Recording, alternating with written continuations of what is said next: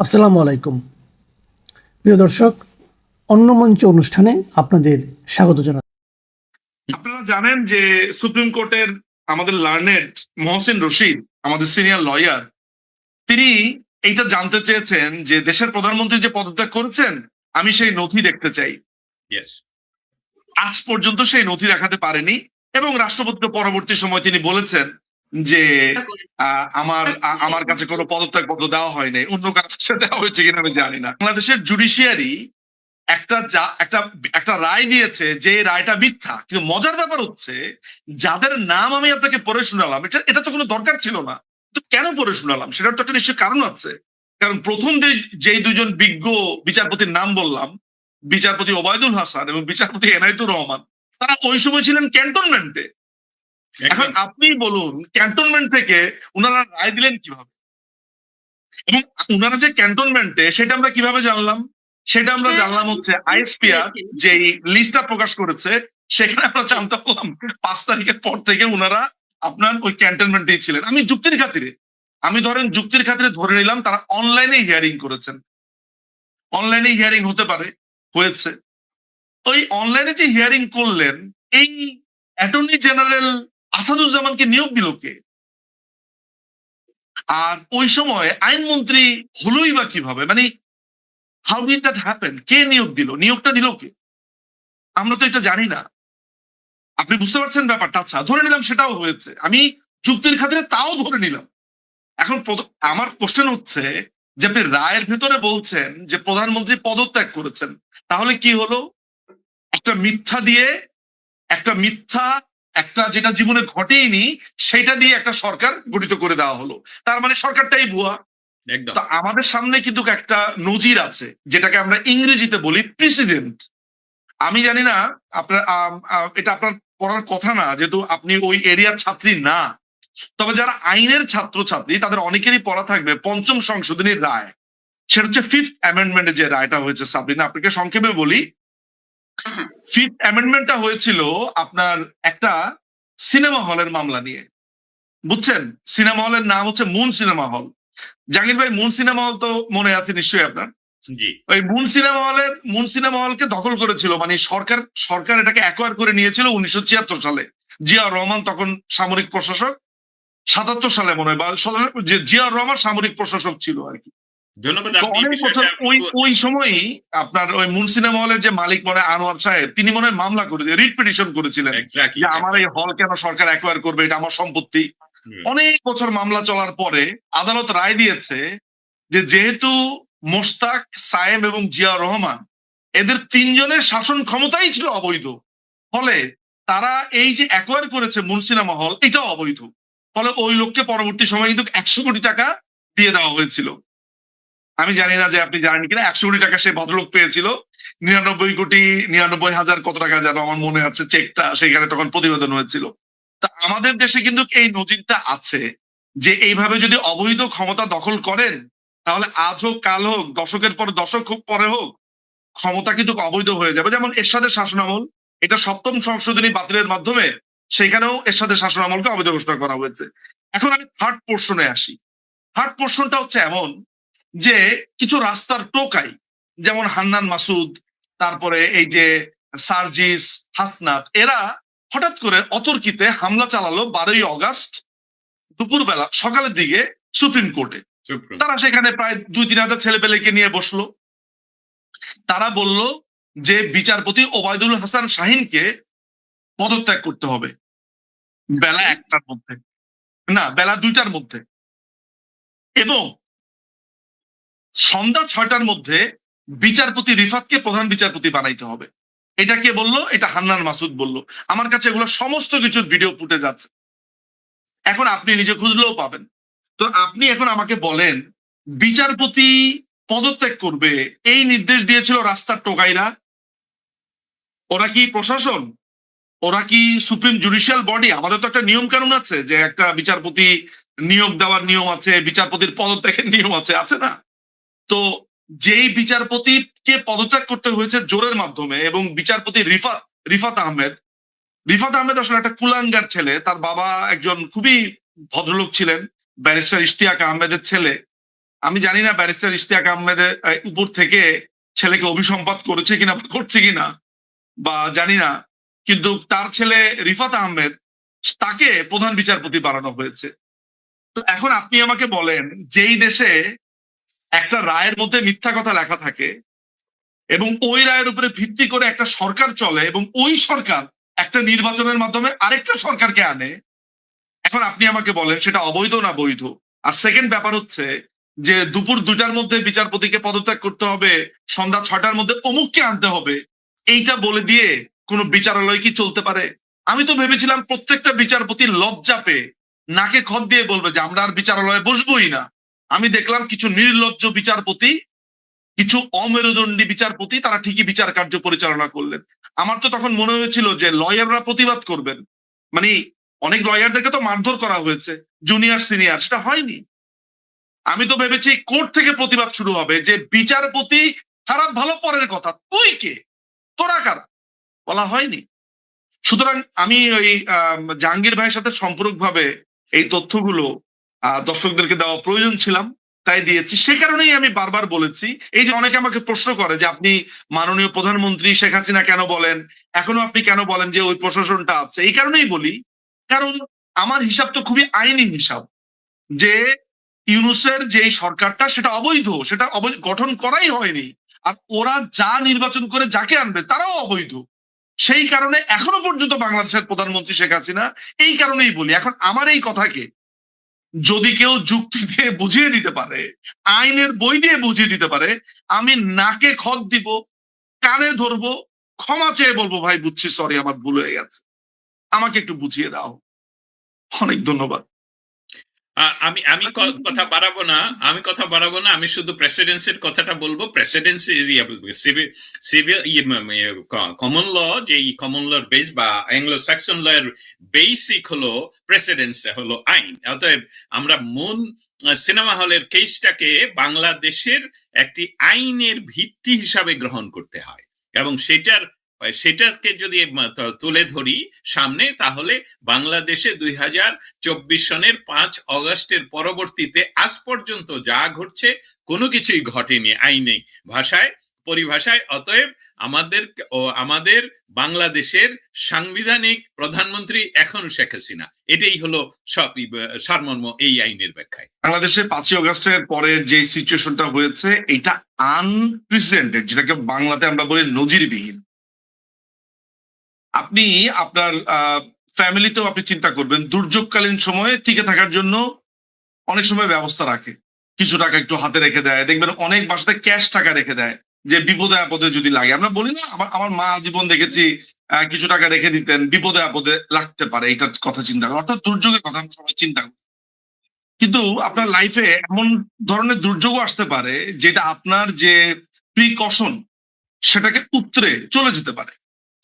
ওই জায়গাটা আপনি ঠিক হওয়ার পরে আপনি ঠিকভাবে দেখতে পান কিনা। আমার কাছে মনে হয় আমি গত 2 বছর নিবিড় ভাবে এই সিচুয়েশন গুলো দেখেছি। আমি বাংলাদেশ আওয়ামী লীগের একজন অনুরাগী, একজন সমর্থক। সেই জায়গা থেকে তো বটেই, একজন সাধারণ মানুষের কাতার থেকে আমার সুযোগ হয়েছে বাংলাদেশ আওয়ামী লীগের কথা বলবার জন্য পৃথিবীর বিভিন্ন দেশে বিভিন্ন জায়গাতে যাওয়ার। আমার এমনও স্মৃতি আছে, যেমন আমাদের দস্তগীর জাহাঙ্গীর ভাই সহ আমরা, মনে আছে ওয়াশিংটন ডিসিতে আমরা একবার ইতে বসেছিলাম, এটা প্রেস অফিসে না জাহাঙ্গীর ভাই, আমরা যেখানে বসেছিলাম ওয়াশিংটন ডিসি। আপনার উপরে নিজম ভাই আবার যদি বলতেন।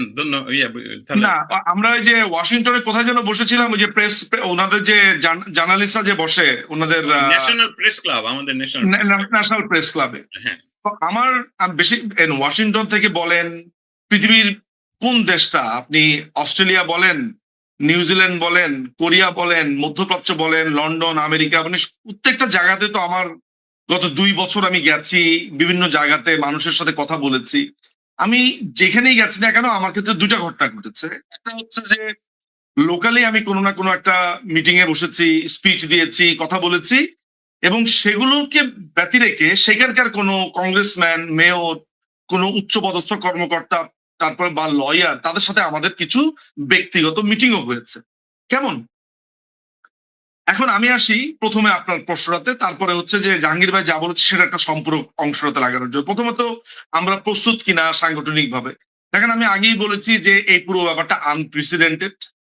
আমাদের কোনো লয়ার আদালতে দাঁড়াতে পারবে না, তাকে দাঁড়াতে দেওয়া হবে না, তাকে মারা হবে, পেটানো হবে, মব করা হবে, এইটা তো কখনো ঘটেনি। এর আগেও বাংলাদেশ আওয়ামী লীগ ক্ষমতা থেকে চলে গেছে, কিন্তু আমরা আদালতে দাঁড়াতে পেরেছি।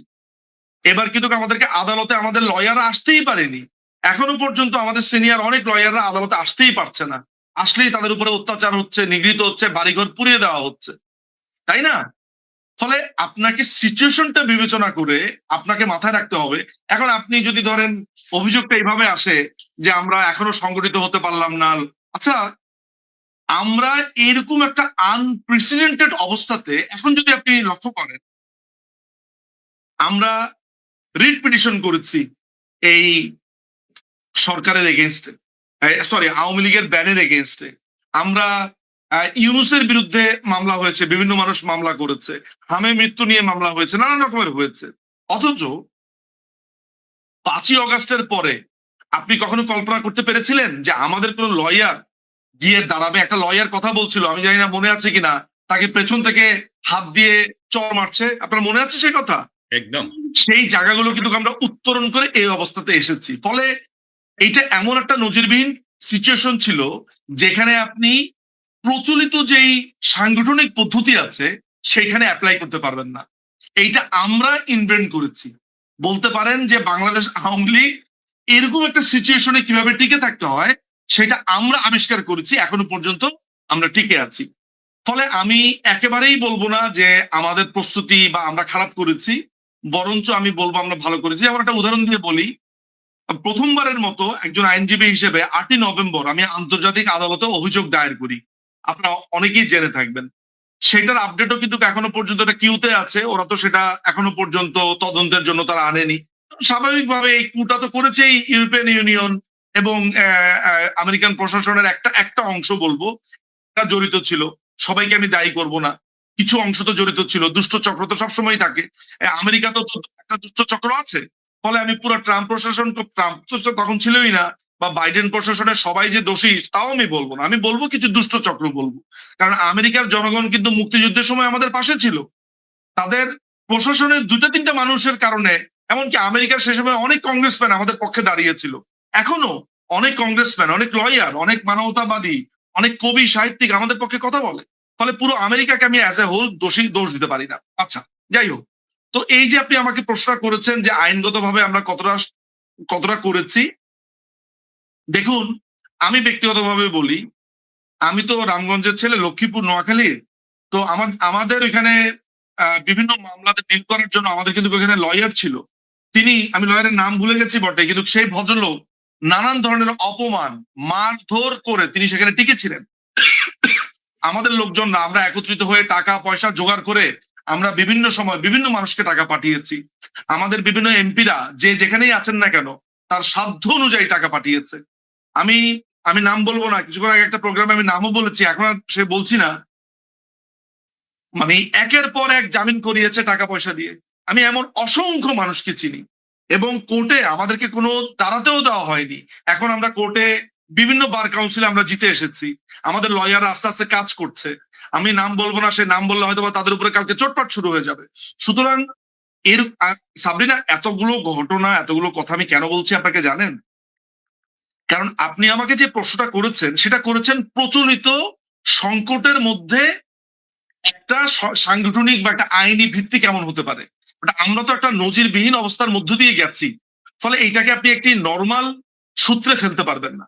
সেই জায়গা থেকে আমি বলবো আমরা শুধু পাস মার্ক না, আমরা বেশ ভালো মার্ক পেয়েছি। 100-তে মার্ক দিতে বললে আমি বলবো 77 থেকে 82-র মধ্যে আমি নাম্বার পেয়েছি। হ্যাঁ, আমাদের ভালো করবার সুযোগ তো এভরিডে থাকে, বেস্ট যিনি তারও ভালো করার সুযোগ থাকে, বেস্টের থেকে বেস্ট হওয়ার। ফলে এটার একটা ব্যাপার আছে।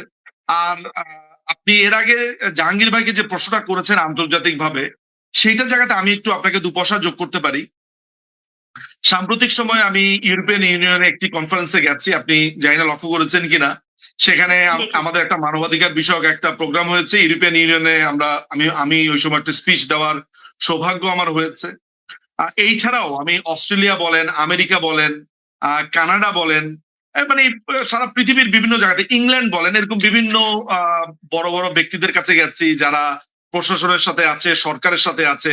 বিশেষ করে ইউরোপিয়ান ইউনিয়নের মানবাধিকার যারা দেখে তাদের তো অনেকগুলো কর্তা ব্যক্তিদের সাথে আমরা দেখা করেছি, কথা বলেছি। সেসব জায়গাতে শুরুর দিকে ইনিশিয়ালি আমাদের প্রতি তাদের একটা রিজিড ধারণা ছিল, এটা আমাকে স্বীকার করতে হবে। আমাদের ব্যাপারে, বাংলাদেশ আওয়ামী লীগের ব্যাপারে আমার মনে আছে আমি প্রথম আমেরিকার একজন সিনেটরের সাথে প্রথম আলাপ করি 2024 সালের সেপ্টেম্বর মাসের, এটা সম্ভবত 25 তারিখে। আমার মনে আছে আমরা তার অফিসে যাই, হোয়াইট হাউসের পাশে যে বিল্ডিংটা আছে আর কি, ওই সিনেটরদের মানে ওনাদের যে অফিস যেটা আছে আর কি, তা সেখানে যাই, কথা বলি। এবং তিনি প্রথমে তো একটু আড়ষ্ট ছিল, বললো যে তোমরাও তো একসময় এমন করেছো, এই ধরনের কথাবার্তা আমাদের কানে এসেছে। যখন আমরা তাদেরকে দেখালাম নৃশংসতার চিত্র, আমার মনে আছে যে সেই ভদ্রলোক মানে তার চোখের কোণাতে আমি একটু পানি চিকচিক করতে দেখেছি, মানে এত বিভৎস দৃশ্য উনি মনে হয় ওনার জীবনে দেখে নাই। তো উনি আমাকে বললো যে কি চিঠি লিখতে হবে। তখন উনি একটা চিঠি লিখেছেন, আমাদের জন্য একটা চিঠি ইস্যু করে দিয়েছিলেন, সেটা আমরা পরবর্তী সময়ে এনেছিলামও, বাট নানান কারণে প্রকাশিত হয়নি, কারণ চিঠির কিছু ওয়ার্ডিং আমাদের পছন্দ হয়নি, যাক সেটা অন্য আলাপ। কিন্তু তিনি চিঠি লিখেছিলেন, বলেছিলেন। এইভাবে আমরা এখন যখন আমি ধরেন একদম সাম্প্রতিক একটা ঘটনা বলে, আমি অস্ট্রেলিয়াতে হুইপের সাথে এক হুইপের সাথে আমি দেখা করতে গেছি, সরকার দলীয়। সেখানে খুব ইন্টারেস্টিং একটা ব্যাপার হয়েছে, এবং তাকে এটাও বলা হয়েছে যে বাংলাদেশ সেকেন্ড ইরান, আরেকটা ইরান কি এফোর্ড করতে পারবে কিনা ওয়ার্ল্ড। মানে এখন যেটা হচ্ছে সেটা আরেকটা থিওলজিক্যালি সাইড থেকে ধরেন আরেকটা খেলাফতের দিকে যে যাচ্ছে, এইটা কি ওয়ার্ল্ড আসলে এফোর্ড করতে পারবে কিনা। So they were worried about it and তারা এটা নিয়ে কথা বলেছে। পরবর্তী সময়টা নিয়ে তারা আরো আলোচনা করেছে, আমাদের যারা লোক যারা ছিলেন, মানুষজনা ছিলেন। তো আমার অভিজ্ঞতা মিশ্র, যেমন ধরেন আমি ইউরোপিয়ান ইউনিয়নের মানবাধিকার সংস্থার অন্যতম এক প্রধান ভদ্রমহিলার সাথে কথা বলেছি। ভদ্রমহিলা অনেক বয়স্ক, তো আমাকে তিনি নানান রকমের আগডুম বাগডুম বুঝাচ্ছিলেন আর কি। তো জানেন তো আমার তো প্রফেশনই হচ্ছে কথা বলা, কথা। আমি সাথে করে একেবারে ছবি টবি সমস্ত কিছু নিয়ে গেছি। তাকে আমি বলেছি যে দেখো, তোমাদের সংস্থা বলছে যে 1400 জন নিহত হয়েছে, অথচ তোমাদের ব্যাকড গভর্নমেন্ট। তো সে খুবই একটু বললো যে না না, এটা আমাদের ব্যাক না। আমি আচ্ছা ঠিক আছে, regardless whether it is backed by you or not, whether it is not or yes or no, তোমাদেরই সেই ওই সরকারই গেজেটে প্রকাশ করেছে 844 জনের নাম, যার মধ্য থেকে 200-300 জন আবার জিন্দা লাশ হয়ে ফেরত এসেছে। তুমি একেবারে চুপ হয়েছে। তো একটা পর্যায়ে বললাম যে দেখো, বাংলাদেশে কিন্তু যে ট্রাইবাল সমস্যা, এটা কিন্তু নাই, যেটা সোমালিয়াতে আছে, অন্যান্য আফ্রিকার কান্ট্রি গুলাতে আছে। আমাদেরকে যেভাবে গলা চেপে ধরা হচ্ছে একটা গোত্র হিসেবে, বাংলাদেশ আওয়ামী লীগ একটা গোত্র, তাদেরকে একেবারে গলা চিপে ধরো, এইটা কিন্তু শেষ পর্যন্ত ধরো সিভিল ওয়ারের দিকে রূপ নিতে পারে। যেমন ধরো আমরা তো স্বাভাবিকভাবে বাংলাদেশ আওয়ামী লীগ শান্তির কথা বলছে, এখন ধরো আজকে সাবরিনা আপনার বোনকে আজকে বলতে হয় আপনার বোনের চাকরি চলে গেছে। কেন আপনার বোনের চাকরি চলে গেল? কারণ আপনি কথা বলেন। এখন আপনার বোন তো আর আওয়ামী লীগ করে না রে ভাই, আপনার বোন তো নর্মাল সরকারি একটা কর্মকর্তা ছিল, তাই না? এখন আপনার বোনের মতো এরকম অসংখ্য বোন প্রতিবাদ করে রাস্তায় নামলো, আমার কি দোষ? আমার অপরাধটা কি? আমি তো ভাই সরকারি ক্যাডার, বিসিএস দিয়ে পাশ করেছি, পরীক্ষা দিয়ে ঢুকেছি, এটা করেছি সেটা করেছি, আমার অপরাধ কি? আমার চাকরিটা তুমি নিয়ে নিলে। তো সাধারণ মানুষ রাস্তায় নেমে আসলে তো এক ধরনের সিভিল ওয়ার চলে আসবে, এটা তো বাংলাদেশে আওয়ামী লীগের কিছু করতে হবে না। তখন এই ভদ্র মহিলা একটু নড়ে চড়ে বসলো, তিনি আমাকে একটা ইন্টারেস্টিং ওয়ার্ড বললেন, বলে হোয়াট অ্যাবাউট রিকনসিলেশন। আমি বললাম যে what do you mean by reconciliation? বলে যে like South Africa confession and truth commission. আমি বললাম যে what do you mean by confession? বলে ধরো তোমরা কিছু তোমরা যে অন্যায়গুলো তোমরা মনে করা হয়েছে সেটা স্বীকার করলে, তারপরে ট্রুথ কমিশন হলো, এই সেই হলো। আমি বললাম তো তাহলে সবার আগে ইউনুসকে ট্রুথ কমিশনে আসতে হবে, সবার আগে ইউনুসকে আসতে হবে, এই হত্যাকাণ্ডের দায় তার। সে বলেছে মেটিকুলাস ডিজাইন। আমি তাকে সাথে সাথে বের করে ভিডিও দেখিয়েছি, একটা ওয়ার্ড আর সে বলেনি, একটা ওয়ার্ড আর বলেনি, বলার তো নাই তারা কিছু। সো আলটিমেটলি এখন যেটা হয়েছে যে ইয়েস, এটা সত্যি কথা যে আমি ব্যক্তিগতভাবে একটু একটু অ্যাগ্রেসিভ থাকি। আসলে সত্যি কথা, একজন অ্যাম্বাসেডর আমাকে একদিন খুব বুঝিয়েছে। আমি বলে যে তোমাকে আমি একটা কথা বলি, তুমি একটু রেগুলেশন টাইপের ছেলে, আমি বুঝতে পারছি।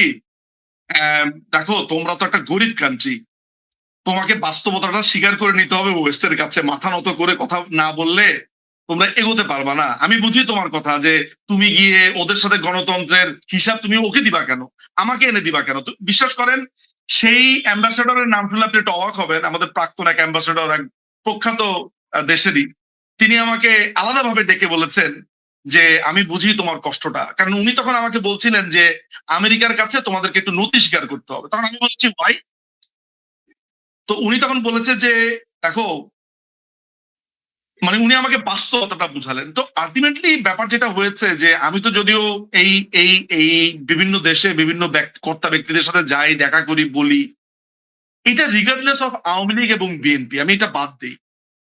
আমাদের না সাবরিনা কোনো সার্বভৌমত্ব নাই। না, একদম নেই। এই যে সভরেন্টির কথা বলি, এটা আমার থেকে আরো ভালো হারে হারে টের পাবে আমাদের দস্তগীর জাহাঙ্গীর ভাই, কারণ উনি তো এই আগুনের মধ্যেই বসে আছেন। একদম আমাদের তো কোনো সভরেন্টি নাই। আমরা বলি সভরেন্টি, সভরেন্টি নাই।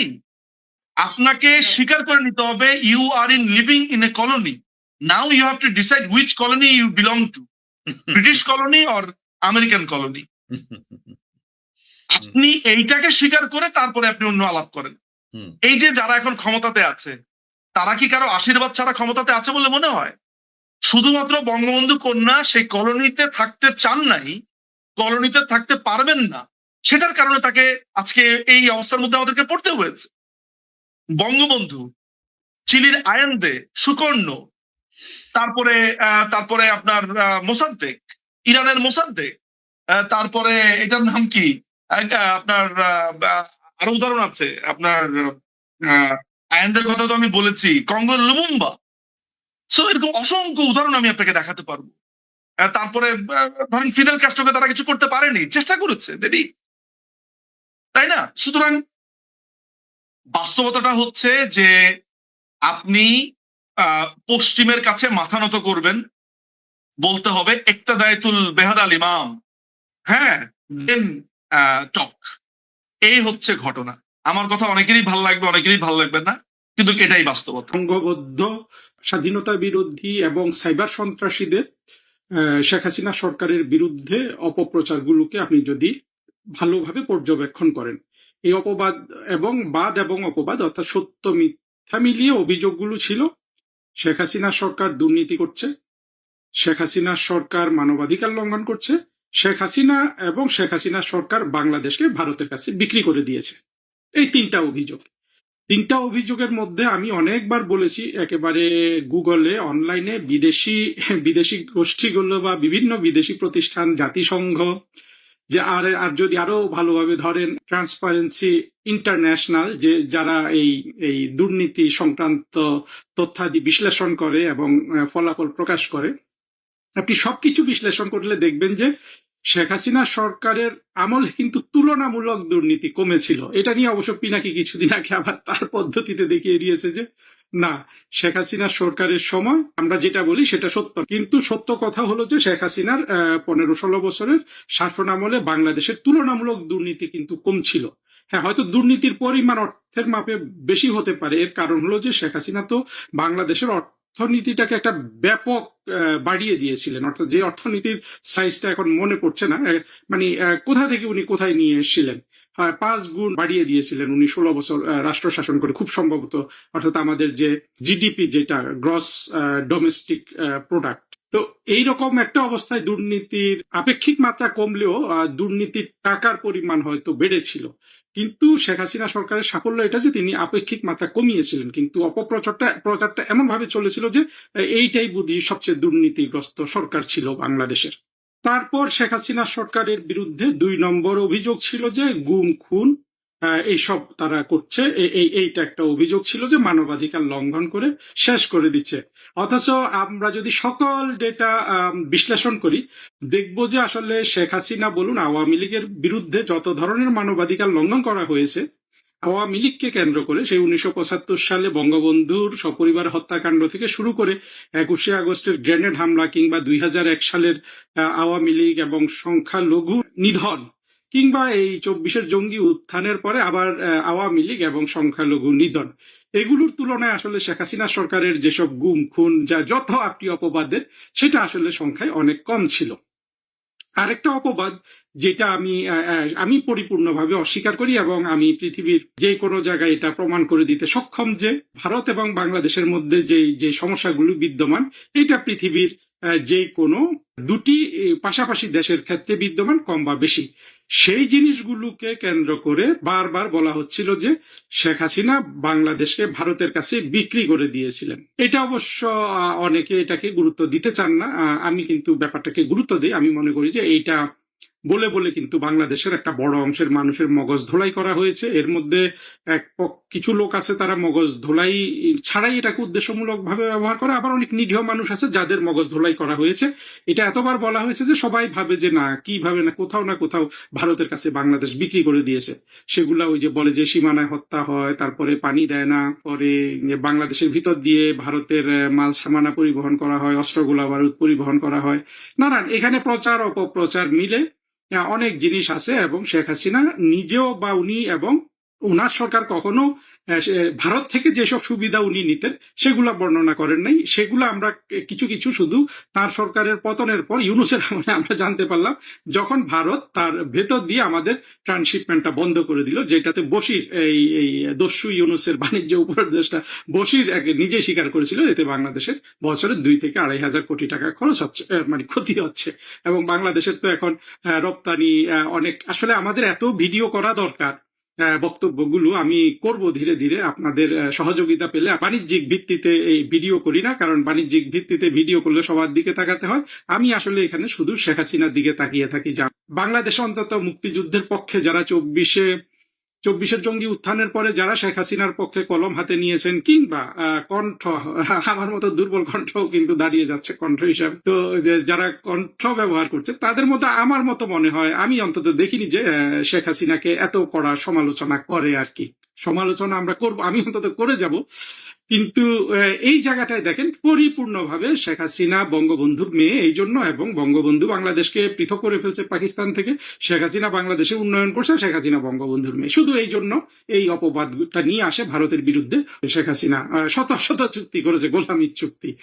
ওরা কিন্তু একটা চুক্তি তো দেখানো তো দূরে থাকুক, যেটা তৌহিদ, আমাদের তৌহিদ সাহেব দস্যু ইউনূসের যে পররাষ্ট্র উপদেষ্টা, সেও বলেছিল যে আদানির চুক্তিটা মানে একটু বলে আসবে, মানে আর কিছু সে বলে নাই। তৌহিদ সাহেব তো ভালো মানুষ, আমি মনে করি ওনাকে পছন্দ করতাম এক সময়, কিন্তু আসলে পছন্দ করি আর না করি, ইউনূসের মতো এরকম দস্যুর যদি কেউ উপদেষ্টা থাকে 2 বছর, তাহলে তার পছন্দ করাটা কষ্টকর হয়ে যায়।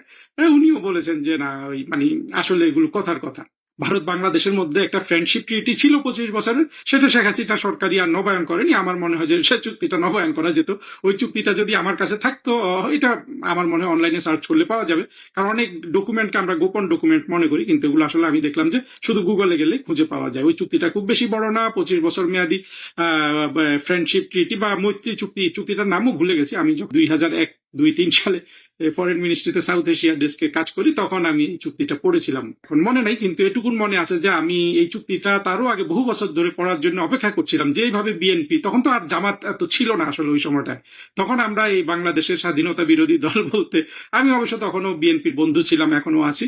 এরা এই বিশেষ করে বিএনপি, বি চৌধুরী, যাকে ইয়ের মতো তারা সরিয়ে দিয়েছে, এই আমাদের চুপ্পু সাহেবের মতো, তিনিও এই দাঁত মুখ খিচে বলতেন যে গোলামির চুক্তি, গোলামির চুক্তি। এবং আমাদের ছোটবেলাটা ঝাঁঝরা হয়ে গেছে এই গোলামির চুক্তির কথা শুনে শুনে, এবং আমার খুব আগ্রহ ছিল যে এই গোলামির চুক্তিটা পড়ে আমি দেখলাম যে সেখানে গোলামির কোনো কথা নাই, যা কিছু আছে পারস্পরিক। অর্থাৎ ভারত বাংলাদেশকে যদি 5 টাকা দেয়, বাংলাদেশ ভারতকে 5 টাকা দিবে।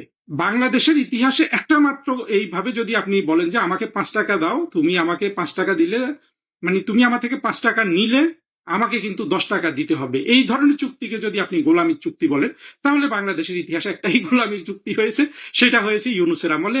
ইউনূস ধারণা করি যে সবাই মিলে যেটা করেছে সেই বাণিজ্য চুক্তি। সত্যি সত্যি এই চুক্তিটাতে আপনি যে কেউ পড়লে বুঝতে পারবে যে এটা একটা অসম চুক্তি ছিল। এই একটা মাত্র গোলামির চুক্তি হয়েছে বাংলাদেশের ইতিহাসে। এখন দেখেন, যে মানুষগুলো অন্ধের মতো বিশ্বাস করেছে যে শেখ হাসিনা অনেক গোলামির চুক্তি করেছে, তাদের উপর যেন আল্লাহর গজব হিসাবে নাজিল হয়েছে এই ইউনূস এবং তার করা মার্কিনীদের সাথে বাণিজ্য চুক্তি। যেটাকে আমি গোলামীর চুক্তি এই জন্য বলছি যে মানে গোলামীর চুক্তি বলতে তো বাংলাদেশের মানুষ এটাই বোঝে যে একটা অসম চুক্তি হবে, শর্ত চাপিয়ে দেওয়া হবে। সেক্ষেত্রে একমাত্র বাংলাদেশের হওয়া একমাত্র চুক্তি হলো গোলামীর চুক্তি। ফলে তিনটা অভিযোগের মধ্যে দুর্নীতি সত্য, কিন্তু যেভাবে বলে সেভাবে সত্য না। বাংলাদেশের সব সরকারের আমলে দুর্নীতি হয়েছে। মানবাধিকার লঙ্ঘন সত্য, সেভাবে সত্য না। বাংলাদেশের সব সরকারের আমলে মানবাধিকার লঙ্ঘন হয়েছে, সবচেয়ে কম হয়েছে। তুলনামূলকভাবে দেখা যাবে যে আওয়ামী লীগ যে মানবাধিকার লঙ্ঘন করেছে, আওয়ামী লীগ বিরোধীরা তার উপর যে মানবাধিকার লঙ্ঘন করেছে সেটার ভার কিন্তু অনেক বেশি, এবং একটা দুটা দিনের মানবাধিকার লঙ্ঘনই আওয়ামী লীগের ইতিহাসের সব মানবাধিকার লঙ্ঘনের সমষ্টি করলে তার চেয়ে ভারী হয়ে যায়। যেমন 21শে আগস্টের গ্রেনেড হামলা কিংবা 1975 সালে বঙ্গবন্ধুকে সপরিবারে হত্যা করা। সুতরাং বুঝতে পেরেছেন যে এই অভিযোগগুলো আবার কেন সবিস্তারে বললাম, যে এই অভিযোগগুলোর ভিত্তিতে আওয়ামী লীগ সরকারের বিরুদ্ধে এক ধরনের জন অসন্তোষ বলুন, বা যারা দাবি করে যে সিপিবি বাসদ বামদল যে হ্যাঁ আমরা আওয়ামী লীগ সরকারের বিরুদ্ধে এইসব মানে এই জন্য প্রতিবাদ করছি, এই হচ্ছে ওই হচ্ছে সেই হচ্ছে। কিন্তু আমি যে সিদ্ধান্তটা এখানে বলতে যাচ্ছি সেটা হলো যে এই অভিযোগগুলো কতটা সত্য অসত্য সেটা এখানে বড় বিষয় নয়। বড় বিষয় হলো যে এই অভিযোগগুলার অজুহাত কোনোভাবেই আপনাকে 2024-এর জঙ্গি উত্থানে আপনার অংশগ্রহণকে ন্যায্যতা প্রদান করে না। আবার বলি, বেশি বললে অবশ্য কথার গুরুত্ব কমে যায়, ভিডিওর দর্শক কমে যায়, কিন্তু কথাটা আমাকে আবার বলতে হচ্ছে কারণ আমি আসলে নিরুপায় বোধ করছি। আমি আবারও বলছি যে শেখ হাসিনা সরকারের বিরুদ্ধে জন অসন্তোষ, অভিযোগ ইত্যাদি সত্য হোক মিথ্যা হোক, কোনো কিছুই আপনাকে 2024-এর জঙ্গি উত্থানে অংশগ্রহণের ন্যায্যতা প্রদান করে না। সোজা কারণ কি? সোজা কারণ ছিল 2024-এ যেই আন্দোলন হয়েছে এটা সরাসরি বাংলাদেশের 1971 সালে পরাজিত শক্তির অধীনে হয়েছে, তাদের নেতৃত্বে হয়েছে, এবং তারা এটাকে দুটো জিনিসের প্রতিশোধ হিসাবে গ্রহণ করেছে। এক হলো 1971 সালে তাদের পরাজয়, এবং 2012-13 সাল থেকে যে শেখ হাসিনা সরকার কিছু যুদ্ধাপরাধীকে বিচার করে যে সাপের লেজ দিয়ে কান চুলকালেন কিংবা কুমিরের লেজ দিয়ে কান চুলকালেন, সাপও মারলেন না, শুধু কানটা চুলকালেন, সেই জায়গাটার প্রতিশোধ নেয়া। সেটার প্রমাণ কি? প্রমাণ দেখেন, এই প্রমাণ তো রাস্তাঘাটে ছড়িয়ে আছে। বঙ্গবন্ধুর বাংলাদেশে বৈষম্যের ঠাঁই নাই বলে 5 আগস্টে এটা বলল দুপুরবেলা, যেই আফটারনুনে শেখ হাসিনা সরকারের পতন ঘোষিত হলো, সন্ধ্যা 8টার মধ্যে মুক্তিযুদ্ধের কোনো স্মৃতিচিহ্ন রাখা হয় না। যতটুকু ঢাকা শহরে ছিল সব কিন্তু একেবারে আপনার সংঘবদ্ধভাবে ভেঙে ফেলা হয়েছে। আপনি বলবেন যে হ্যাঁ শেখ হাসিনা অনেক ভাস্কর্য নির্মাণ করেছে, এগুলো সবই বলতে পারেন এক্সকিউজ হিসাবে, কিন্তু যেইভাবে ভেঙে ফেলা হয়েছে, যেইভাবে এই ভাঙ্গনের ক্রম যেভাবে চলেছে, তারপর ধরে যেভাবে জঙ্গি ফুয়াদ, জঙ্গি শাহরিয়ার এগুলো বাংলাদেশ চষে বেড়াচ্ছে, ঢাকা শহর চষে বেড়াচ্ছে, অন্তত এখন তো আর কারো কোনো এই প্রমাণ তো আমাদের দিতে হবে না যে এটা ছিল পুরোপুরি 1971 সালে পরাজয়ের প্রতিশোধ নেয়া এবং ওই যে যুদ্ধাপরাধীদের বিচারের প্রতিশোধ নেয়া।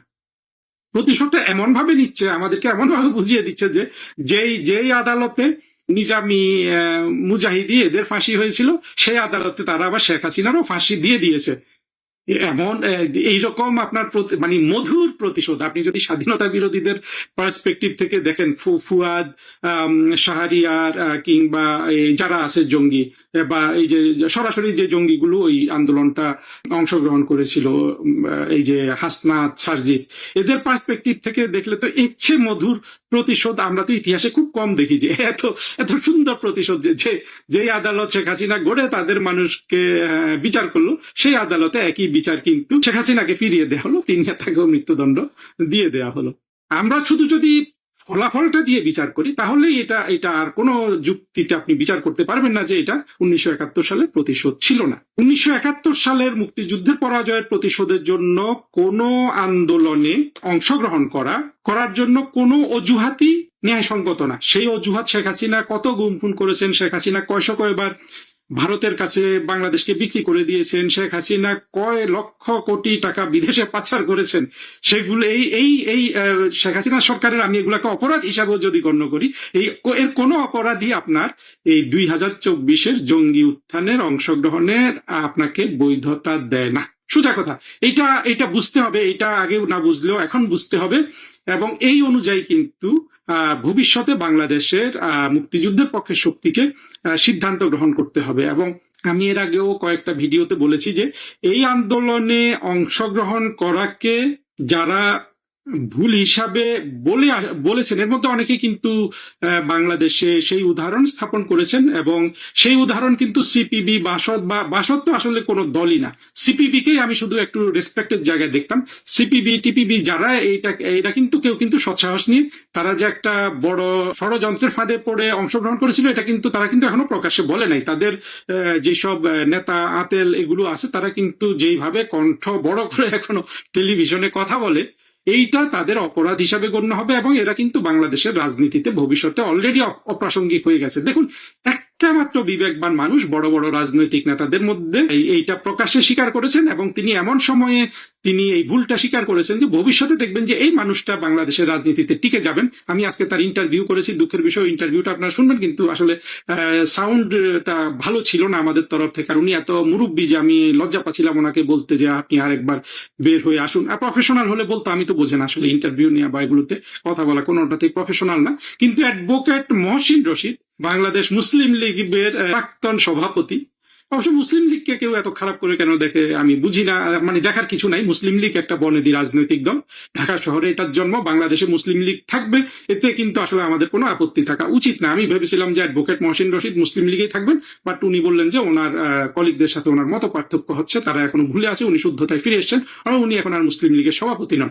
আমি তো মনে করি যে মহসিন সাহেবের মতো মানুষ যদি মুসলিম লীগের সভাপতি হন এবং মুসলিম লীগকে একটা ঐতিহ্যবাহী দল হিসাবে যদি ছোট একটা দলে পরিণত করে বাংলাদেশের রাজনৈতিক প্রক্রিয়া অংশগ্রহণ করেন, আমি তো এটাকে, আমরা যে বহুত্ববাদী ইনক্লুসিভনেসের কথা বলি, প্লুরালিজমের কথা বলি, সেটাই হতে পারে। মুসলিম লীগ তো বা এই ঢাকা শহরে গঠিত হয়েছে, পাকিস্তান বরাবরই পাকিস্তানের রাজনৈতিক অংশটার একটা বড় শক্তি কিন্তু সবসময় মুসলিম লীগ, যদিও সেখানে পিপিপি পাকিস্তান পিপলস পার্টি আছে, কিন্তু মূল ক্ষমতা সেনাবাহিনীর হাতে। ভারতেও খুব সম্ভবত মুসলিম লীগ আছে। মুসলিম লীগ তো কোনো নিষিদ্ধ দল না, তাদেরকে আরো বড়, বিশেষ করে অ্যাডভোকেট মহসিন রশিদের মতো বিবেকবান মানুষ যদি এই দলের দায়িত্বে থাকেন, তাদেরকেও তো বড় স্পেস দিয়ে রাজনীতি করার সুযোগ করে দেওয়া দরকার। আমাদের তো দরকার শুধু 1972 সংবিধান মেনে বাংলাদেশে রাজনীতি করবে, আমরা তো শুধু এই আশাটুকু করি বাংলাদেশের সব মানুষ থেকে, এবং সেকুলারিজম বা অসাম্প্রদায়িকতা কিংবা আমাদের মুক্তিযুদ্ধের স্বাধীনতা, আমাদের স্বাধীনতার ঘোষণাপত্রকে মেনে নিবেন, এইটার ভিত্তিতে আমরা কিন্তু বাংলাদেশের রাজনীতিটা চাই। সোজা কথা হলো যে অ্যাডভোকেট মহসিন রশিদ ছাড়া বাংলাদেশের কোন জাদ্দেল নেতা 2024 জঙ্গি উত্থানে জড়িত হয়ে যে তারা অপরাধ করেছেন সেটা এখন পর্যন্ত স্বীকার করেননি। এটাকে মহসিন রশিদ, এটা আমি ভুল বলবো, কিন্তু এখনো যারা এটা স্বীকার করেনি, এখনো যারা গোয়ারতুমি করছে, তারা কিন্তু এটা অপরাধ হিসাবে দেখতে হবে, এবং ভবিষ্যতে নিশ্চিতভাবে আপনি নিশ্চিত থাকতে পারেন, যেভাবে 24 জঙ্গি উত্থানের পর আওয়ামী লীগকে মেরে ফেলার চেষ্টা করা হয়েছে, আওয়ামী লীগের এখনো অসংখ্য নেতা জেলে আছেন, যেভাবে লক্ষ কোটি আওয়ামী লীগের কর্মী সমর্থক বাড়িঘর ছাড়া, এগুলোর সাধারণ প্রতিক্রিয়াতেই ভবিষ্যতে বাংলাদেশের এই বাম তাম এরা কিন্তু রাজনীতি করতে পারবে না। রাজনীতি করতে পারবে কিন্তু মহসিন রশিদ সাহেব এবং তার মতো জেনারাস বিবেকবান মানুষরা। এই বাম দলগুলা একেবারে অপদার্থ, বিবেকহীন হয়ে গেছে, কারণ তারা শেখ হাসিনা সরকারের রাজনৈতিক বিরোধিতা, তার সরকারের আমলে সংগঠিত ভুল থেকে অপরাধ সবগুলোকে এই 24 জঙ্গি উত্থানে সামিল হওয়ার অজুহাত হিসাবে তারা এটাকে দেখে। অর্থাৎ তারা মনে করে যে যেহেতু শেখ হাসিনা সরকারের বিরুদ্ধে এই অভিযোগগুলো ছিল, ফলে আমাদের এই যে আন্দোলনে অংশগ্রহণ করা বৈধ ছিল। অর্থাৎ এরা আবার এখনো দেখেন, এরা এখনো জুলাই চেতনা বলে একটা বায়বীয় জিনিস উপস্থাপন করে। কবি নামে এক ভদ্রলোক মোহন রায়হান, সে এই 2 দিন আগে বা 1 দিন আগেও বাংলা একাডেমিতে তার কবিতা পড়তে গিয়ে সে নাজেহাল হয়েছে, তবুও সে তার কবিতা পড়েছে, এবং কবিতার শেষ লাইন হলো জুলাই চেতনা কোথায়। অর্থাৎ সেই লোকটা কবি, দেখেন একটা কবি তো অনেক বুদ্ধিমান হওয়ার কথা, একটা কবি যদি এগুলো না বোঝে, আমাদের বাংলাদেশের যে সাধারণ মানুষ তারা আসলে এগুলো কিভাবে অনুধাবন করবেন? সত্য কথা হলো যে জুলাই ছিল জঙ্গি উত্থান, সেটা এখন প্রমাণিত হয়ে গেছে। এই জঙ্গি উত্থানে শেখ হাসিনা সরকারের বিরুদ্ধে যেসব অভিযোগ, সত্য হোক মিথ্যা হোক, ধরে নিলাম সব সত্য, সেই সব অভিযোগ আপনাকে কোনোভাবেই জুলাই আন্দোলনে বা জুলাই জঙ্গি উত্থানে অংশগ্রহণের বৈধতা প্রদান করে না। আপনারা যদি যারা সময় মতো এইটা ক্ষমা চেয়ে এখান থেকে বের হয়ে আসেননি, তারা আসলে ভবিষ্যতে বাংলাদেশে রাজনীতি করতে পারবেন না। এইটা আমার আন্ডারস্ট্যান্ডিং। আমার কষ্টই লাগে যে সিপিবির মতো দল বাংলাদেশে ভবিষ্যতে আর থাকবে না, থাকলেও অন্য ফরম্যাটে থাকবে, এইসব নেতারা থাকবে না। এবং এমনকি দেখেন যেসব নেতা স্বয়ংক্রিয়ভাবে অংশগ্রহণ করেছিল, মাহমুদুর রহমান মান্না, এটা তো বড় বড় রাজনৈতিক নেতা, এরাও কিন্তু কোনো না কোনো ভাবে এইটা স্বীকার করবে না, কারণ তাদের এখনো বিএনপি থেকে চাওয়া পাওয়ার অনেক কিছু আছে, যদিও মান্না সাহেবের সেকেন্ড ম্যান কিন্তু হয়ে গেছে উপদেষ্টা, মান্না সাহেব কিছু হতে পারেনি। আমি এটা আসলে সবার জন্য বলছি যে এই ব্যাপারে আপনাদের যারা যারা বের হয়ে আসা দ্রুত আসুন। শেখ হাসিনা বাংলাদেশে আসার পরে যারা এইসব ক্ষমা চাইবেন, ইয়ে করবেন, আসলে তাদেরকে আমার মনে হয় না, আমার না আসলে কোনো আমি কোনো যুক্তি দেখি না তারা ক্ষমা পাবেন। ফলে বাংলাদেশের অনেকের রাজনীতি কিন্তু ভবিষ্যতে আর হবে না, আবার অনেকের রাজনীতি হবে সেটা ঠিক এই ধর্ম ভিত্তি আর কিছু থাকবে না, 24-এর ভিত্তিতেই হবে, যে 24-এর জঙ্গি উত্থানে কারা অংশগ্রহণ করেছিল, কারা অংশগ্রহণ করে নাই, কারা অংশগ্রহণকে ভুল মনে করেছিল, কারা অংশগ্রহণকে ভুল মনে করে নাই, কারা শেখ হাসিনার সরকারের বিরুদ্ধে অভিযোগগুলোকে এই জঙ্গি উত্থানে অংশগ্রহণে তাদের বৈধতা প্রদান করে বলে মনে করেছিল। যারা যতদিন বেশি এটাকে বৈধতা তাদের প্রদান করেছে বলে মনে করবেন, তারা তত দ্রুত বাংলাদেশের ভবিষ্যৎ রাজনীতিতে তাদের একেবারে রাজনৈতিক মৃত্যু ত্বরান্বিত করেছে ইতিমধ্যে। পোল্ট্রি মুরগি পার্টি শুরু হয়ে গেছিল, কিন্তু বাংলাদেশ তো গণতান্ত্রিক দেশ না, ওইখানে মব করতে পারবেন। ওইখানে কি আরএসএস গিয়েছিল মব করতে, বিজেপি গিয়েছিল মব করতে, কিন্তু বাংলাদেশে তো জামাত বিএনপি মব করে, সন্ত্রাস করে। এরা তো গণতন্ত্রে বিশ্বাস করে না। এরা বলে যে বাংলাদেশে গণতন্ত্র নাই, বলে আইসা আরো গণতন্ত্র ধ্বংস করেছে। এটা তো এখন দিবালোকের মতো স্পষ্ট। আগামীতে সমস্যা হলো যে যারা 2024-এর জুলাই সন্ত্রাসী ছিল, অর্ধেক দেখবেন আবার আওয়ামী লীগের ভিতরে ঢুকে যাবে। এটা হলে আবার লুঙ্গির তলে ঢুকে যাবে, ছাত্রলীগের হেলমেটের ভিতরে চলে আসবে। সম্ভাবনা রয়েছে, কারণ এরা তো লুকায়িত। এই যে মনে করেন এনে কিছু চিঙ্কুপাম জামাতিরা তারপর জুলাই সন্ত্রাসের কমেন্ট করলো না, এরা দেখবেন যে কিন্তু এরাই সবার আগে গিয়ে ওই আওয়ামী লীগের ছাত্রলীগের লুঙ্গির তলে ঢুকবে। জি, কংগ্রেস পার্টি পিওকে নিয়ে কেন বলবে? কারণ এদের যে ফান্ড দিতেছে তারা নিজেরাই তো পিওকের জনগণের পক্ষে বলে না। এটা আমি শুরুতেই বলেছি। সেখানে 200-র উপরে লোক মারা গেল, 50-60 দিন যাবত ইন্টারনেট বন্ধ, টু শব্দটি নাই, কংগ্রেস পার্টির কথা বলে না। কিন্তু যদি এটা অন্য জায়গায় ঘটতো তাইলে আবার দেখতেন। খোদ ভারত যদি এখন পাকিস্তানে হামলা করতো, তারপরেও মনে করেন চিকরাচিকরি শুরু করে দিত।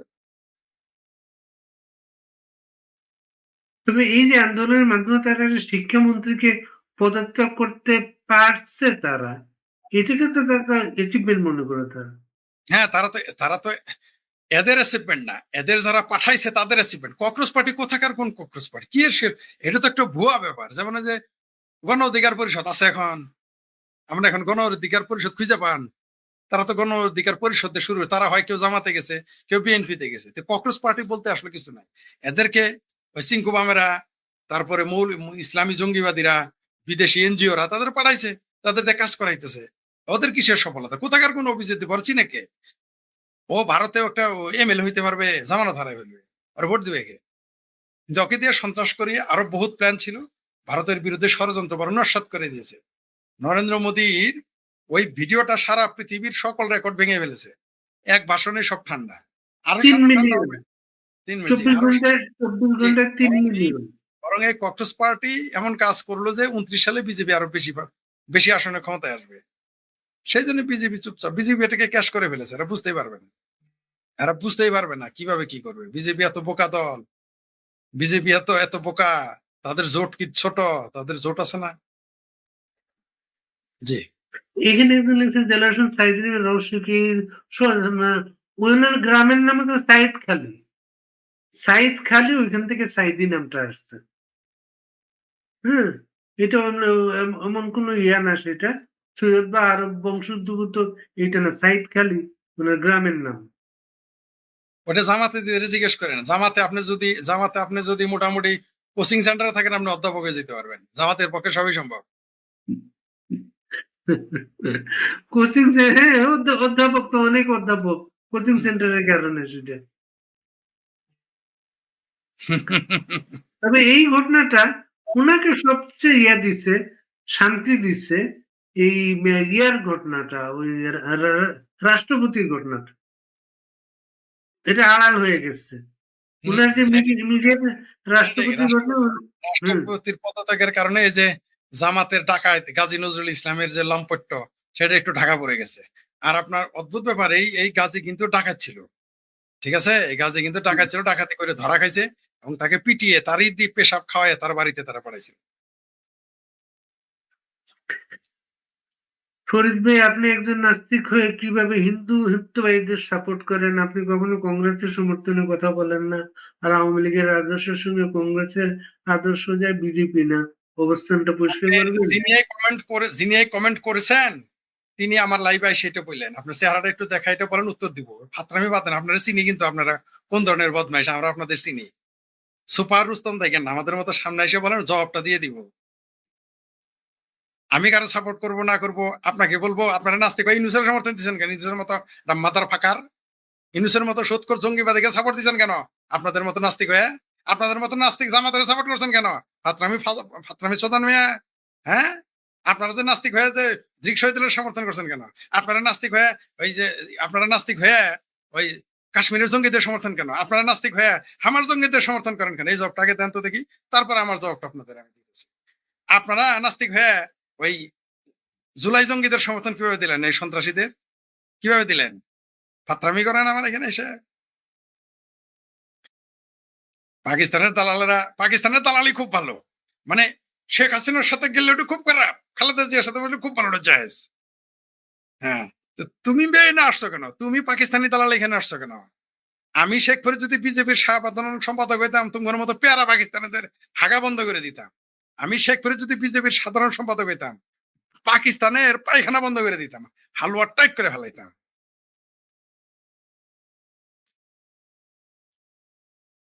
এরা হলো পেয়ারা পাকিস্তানি, এদের শরীর জ্বলতাছে।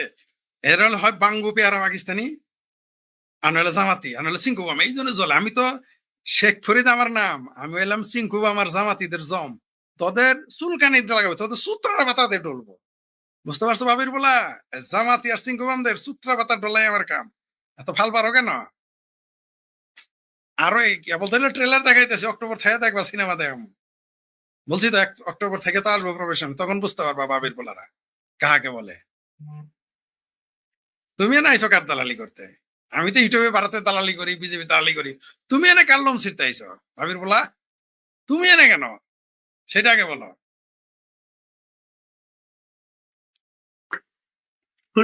এই আপনার ওই মানে সামারিটা কি, সামারটা কি ইসরায়েলের ওই ট্যুরটা? ওনার সাথে আরো ব্যক্তিগত যেটুকু কথা বা তার যে আলোচনা যেটুকু আমরা বুঝলাম, যে মজার ব্যাপারে একটা জিনিস শেয়ার করি আগে। আমাদের মাসুদ কামাল তো জনকণ্ঠে আমাদের আমরা একসাথে কাজ করতাম। মাসুদ কামাল একটা ভাই আসতো তার সাথে দেখা করতে, খুব গল্প করতো আর কি। পরে মাসুদ একদিন বললো তার এই ভাইটা কিন্তু ভাই, এই ভাইটা ভাইটার, হ্যাঁ, ময়মনসিংহ এর কোথাও বাড়ি তাদের। এই ভাইটাই তাদের ফ্যামিলিতে একমাত্র ভাই ইয়ার মতো একটা গ্রহণ করছে তারা। বাহাই মতবাদ তো আসলে, বাহাই তো একটা দর্শন সম্বন্ধ ধর্ম হিসেবে স্বীকৃতি দিয়েছে, কিন্তু কিন্তু বাহাই তো একটা দর্শন, যেটা আপনি কি লেবাননের দুর্জ মুসলিমদের কথা জানেন? দুর্জ, হ্যাঁ দুর্জ, এরা মুসলমানরা তাদের মুসলমান মনে করে না, কিন্তু দ্রুজ যে জাতি রয়েছে এটা তো আপনিও ভালো বলতে পারবেন, বলেন দর্শকদের একটু জানাই। দুর্জরা এই 40 বছর বয়সে ধর্মকর্ম আরম্ভ করে তারা। হ্যাঁ, এটাই সাইন্টিফিক হাউস। বাচ্চারা তো জন্মগ্রহণ করতে না না পারত। না, আমার ওইটা না। তাদের বক্তব্য হচ্ছে হযরত মুহাম্মদ সাল্লাল্লাহু আলাইহি সাল্লাম 40 বছর বয়সে নবুয়ত লাভ করছেন। রাইট। হ্যাঁ, এর জন্য তারা 40 বছর বয়সে এটা শুরু করে। তারা খুব ধনী এবং ব্যবসায়ী সম্প্রদায় কিন্তু তারা খুব দ্রুজ ধনী দ্রুজ দুজরা। এবং লেবাননের গভর্নমেন্টে কিন্তু তারা পার্লামেন্টে আছে তারা। তাই নাকি? দুজরা লেবাননের পার্লামেন্টে আছে। এবং দ্রুজদের ফাইন তো ফিলোসফি, আমার মতে তো কোনো মানুষের তো 20 বছর 25 বছর আগে তার তার ধর্ম বিশ্বাস কি হবে সে নিজে নিবে। সে বাচ্চা জন্মার পরে একটা বাচ্চা জন্মলে যে কবরস্থানে মুসলিম এরিয়া যেটা, ওই এলাকায় দুর্জদের কবরস্থান না, অন্যদিকে কিন্তু মুসলিম এরিয়াতে না কিন্তু। কারণ মুসলমানরা তো এদের মানবে না, মেরে ফেলবে, আলাদা ফেরকা বলে এবং মারে। আবার ইস্কান্দার যে পদবিটা ইস্কান্দার, ওই পদবিটা বলা হয় যে এটা লেবাননের এটা বেদুইন গোষ্ঠী, হ্যাঁ, আলাউই মুসলিম তারা, আলাউই ইস্কান্দার পদবি যাদের। বেগম জিয়ার মা বাবার দুজনের নামের সাথে ইস্কান্দার আছে তো। তাদের বাবারা। নামের সাথে ইস্কান্দার, হ্যাঁ। হ্যাঁ, তো ওদের কাছে যখন শুনলাম যে ইস্কান্দাররা হচ্ছে আলাউই মুসলিম। তো বেগম জিয়ার দেখতে শুনতে কিন্তু বাঙালিদের মতো না কিন্তু। হুম, ইন্টারেস্টিং তথ্য দিলেন। আপনি আলাউ ভালোই আলাউইরা আবার কিন্তু বেদুইন একটা সম্প্রদায়। হুম, সুন্নি কিন্তু আলাউইরা সুন্নি কিন্তু। তাই না, ওদের সম্পর্কে আমি জানি না। উনি উনি কবে আসবেন আমাদের অনুষ্ঠানে?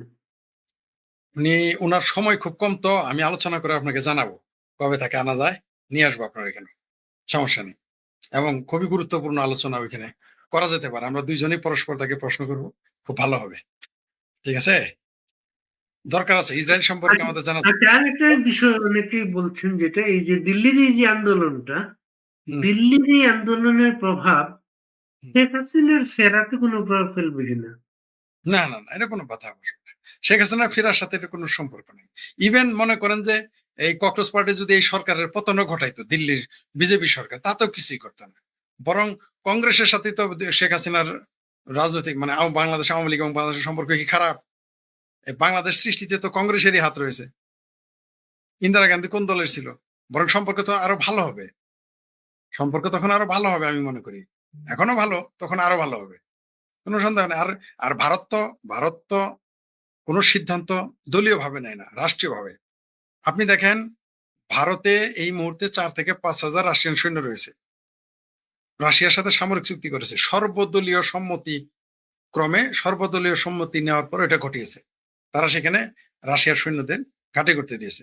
তেমনি শেখ হাসিনা, জননেত্রী শেখ হাসিনাকে যখন বাংলাদেশে নিয়ে যায়, বাংলাদেশ থেকে হেলিকপ্টার নিয়ে যায় ভারতে, সেখানে তারা জরুরি বৈঠক ডেকেছিল এবং সর্বদলীয় সম্মতিতে শেখ হাসিনা, জননেত্রী শেখ হাসিনা ভারত সরকারের রাষ্ট্রীয় অতিথি। ভারতের যে কোনো সিদ্ধান্ত আমাদের দেশের মতো তো আর না, ভারত গণতান্ত্রিক রাষ্ট্র, এবং তারা দেখবেন দিন শেষে তারা তাদের দেশকে আগিয়ে রাখে, তাদের দেশকেই তারা সামনে রাখে। তারা কখনো দেশ বিরোধী সাধারণত নেয় না, আমরা দেখি নাই এখনো। তারা দলে দেশের যে কোনো বিপদে আভ্যন্তরীণ তারা যত ঝগড়াই করুক, তাদের দেশ যখন বিপদে পড়ে সবাই ঐক্যবদ্ধ হয়ে যায়। এটা আমরা প্রতিবারই দেখেছি, প্রতিবারই। যদিও কিছু দেশ বিরোধী, কিছু চিঙ্কুবাম ভারত টুকরো গ্যাং তো থাকবেই, ওটা সব দেশেই থাকে, তো ভারত একটু বেশি, তারপরেও জাতীয় বিষয়ে তাদের নেতারা এক হয়ে যায়। আমরা দেখেছি না, যারা এই যে দেখেন জননেত্রী শেখ হাসিনাকে রাষ্ট্রীয় অতিথি হিসেবে স্বীকৃতি দিল সর্বদলীয় বৈঠকে, একজনও কি বিরোধিতা করেছে? সারাদিনই তো বিজেপির বিরোধিতা করে, কিন্তু একজনকে বিরোধিতা করেছে? তারা রাষ্ট্রের স্বার্থে তারা এক, তারা ঐক্যবদ্ধ হয়ে যায়, এটা কোনো প্রভাব পড়তো না এখানে। এই আন্দোলন সেপ্টেম্বরে তারেক রহমান যেতে পারে দিল্লিতে। এইটা কোনো প্রভাব ফেলবে? বরং আমি মনে করি তারেক রহমান যদি সেপ্টেম্বরে সত্যি যায়, তাহলে একটা আপসরফ হইতে পারে। মানে এই সরকারকে তো শেখ হাসিনা বাংলাদেশে পা রাখা মানেই তো সরকার উল্টে যাবে, এই সরকার টিকবে না। যদি সেপ্টেম্বরে যায় এবং এই প্রসঙ্গ আসে, সেখানে একটা আলোচনা হতে পারে যে তারেক রহমানকে যেন আর কিছুদিন সময় দেয়, ভিতরে ঢুকবে, মিছিল করবে, তারপর রাজনীতি করবে, আওয়ামী লীগের নিষিদ্ধতা উঠিয়ে নিবে, রাজনীতি করবে, কিন্তু তাকে যেন সময় দেওয়া হয়, এই ধরনের চুক্তি হতে পারে। এতই পর্দা করবে তারা, ঘর থেকে বাড়াবে কেন? এটা হলো আরেক ফাত্রামি। এরা পর্দার কথা বলে যে হোটেলে নিয়ে নাতির বয়সী নিয়ে ঘুরে, এটা তো আমরা দেখেছি। এতই যদি পর্দা মানতে হয়, ওই যে তেতুল হুজুর বলছে না, মেয়েদের ক্লাস ফোরের বেশি পড়বেন না, পড়বেন না, পড়বেন না, বললে নাই তেতুল হুজুর? যে তোমরা বিশ্ববিদ্যালয়ে আসছো কেন বাবা পড়তে? তুমি চলে যাও, তোমার বিশ্ববিদ্যালয়ে কে আসতে বলছে? তোমার এত পর্দার চিন্তা, তোমার তো পড়ালেখাই হারাম, তুমি চলে যাও। আর তুমি না আসো কেন? কারণ এখানে তো তোমার মাহারাম পুরুষ ছাড়া তুমি যাইতেই পারবা না, তো তুমি ঘরে বসে থাকো, তোমার না আসতে বলছে কারা? এটা হলো আরেক ফাত্রামি। ওইটা কইরা তারা ওইখানে শিবিরের রাজনীতি যাতে ঠিক মতো চলে, জঙ্গিবাদী রাজনীতি ঠিক মতো চলে, সেই ব্যবসা তারা করেছিল। জি, ঠিকই বলেছেন। গাজী নজরুলকে আমরা দেখেছি কত বড় পর্দাসীন। এরা পর্দাসীন হয়তো ভালো, এরা পর্দাসীন কেন করতেছে? ওইখানে গিয়ে কার বউকে নিয়ে ঘুরবে, কার বিবি কার সাথে যাবে, যাতে কেউ বুঝতে না পারে। ওগুলো আমরা পর্দা, এগুলো আমরা দেখতেছি তো কি কি করতেছে এরা। এখন জানা যাচ্ছে মগবাজার এলাকার কোনো হোটেল নাকি পাচ্ছিল না। সত্যিই তো, এরা তো তাই। এরা কোন জায়গায়, এরা হইলো ধরা পড়ার আগে সবাই হইলো টাটকাউলি, ধরা পড়লেই সবাই হইলো ডাকাত। আর দেখেন আমরা এটা জানতামই না যে এই যে গাজী নজরুল ইসলাম একটা ডাকাত ছিল। তারা আসনের এমপি এটা বলেছে, সাবেক এমপি ছিল একটা ডাকাত। এটা নিয়ে কেউ কথাও বললো না, কোনো সাংবাদিক এটা নিয়ে কথা বলে না। এবং দেখেন এই কথা নিয়ে চর্চা করতেছে না, এই কথা নিয়ে বুদ্ধিজীবীরা কথা বলে না। সে যে টাকা ছিল প্রতিবাদ করে নাই, মামলা করে নাই, তার মানে সে টাকা ছিল।